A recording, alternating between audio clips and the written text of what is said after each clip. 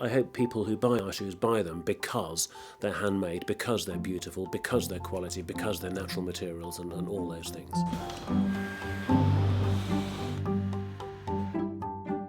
Yes, it's very much a job with attention to detail.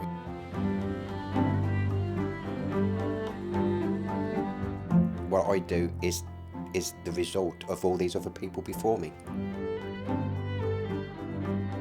We've been in business now for over 130 years, and I'm fourth generation in this family. We now have some fifth generation in the business as well, so there's continuity after me, fortunately. But yes, we're in an area where there's a history of shoemaking tradition, and the level of skill that we have in our craftsmen is something of which I'm actually incredibly proud, and I think the people who make the shoes share that pride. Yeah, I'm an edge trimmer. The job entails trimming the soles of the shoes, so the sole obviously underneath marries the upper in terms of shape. It's like my great-grandfather was a cobbler, then his son, my great-granddad, he went into shoemaking. I guess it's in the blood and I followed suit. I started 1960. I love it. I do really love it, yeah.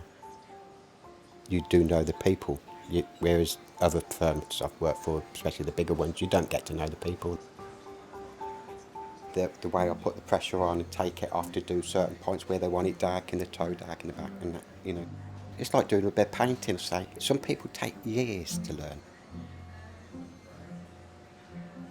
There are something like 200 operations in making a pair of classic English brogues, and most of these operations will be done purely by eye, without any guides on the machinery.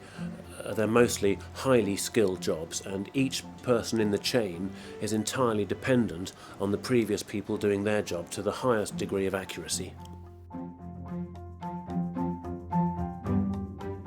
And then our job is to put the welt on the shoe, to start the shoe off, start to make it look a good shape. Like.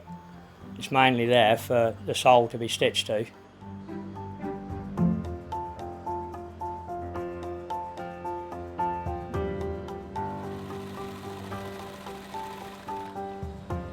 The leather that we use, the materials that we use are absolutely key to the quality element of Loake shoes.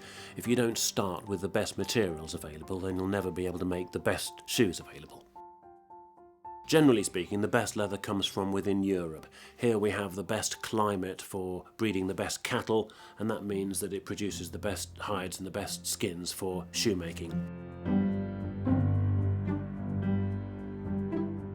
So it's very important to get the right quality leather.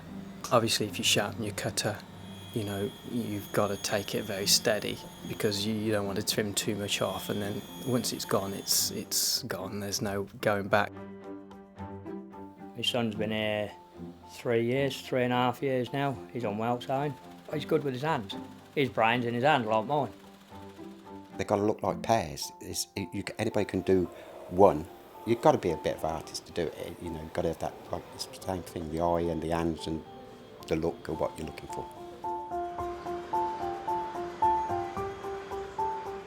All the components that we use in our shoes have to be of the best quality we can find. And for us, that nearly always means using a natural material. Natural materials tend to give you the best balance between flexibility, breathing, water resistance, all the properties that we want for shoes. One of the benefits of the Goodyear welted construction, the way that we make shoes, is that not only are the shoes made by hand and assembled by hand, but when they need repairing, they can be dismantled and rebuilt by hand. So the pair of shoes that you've been wearing and that's moulded to the shape of your foot can be rebuilt on the original last on which they were made. In fact, they'll leave the factory looking very much as they did when they were new, with a new sole.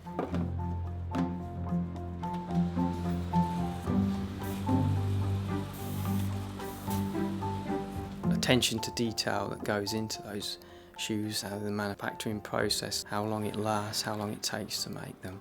They want a nice pair of shoes, so they buy a Loake shoe.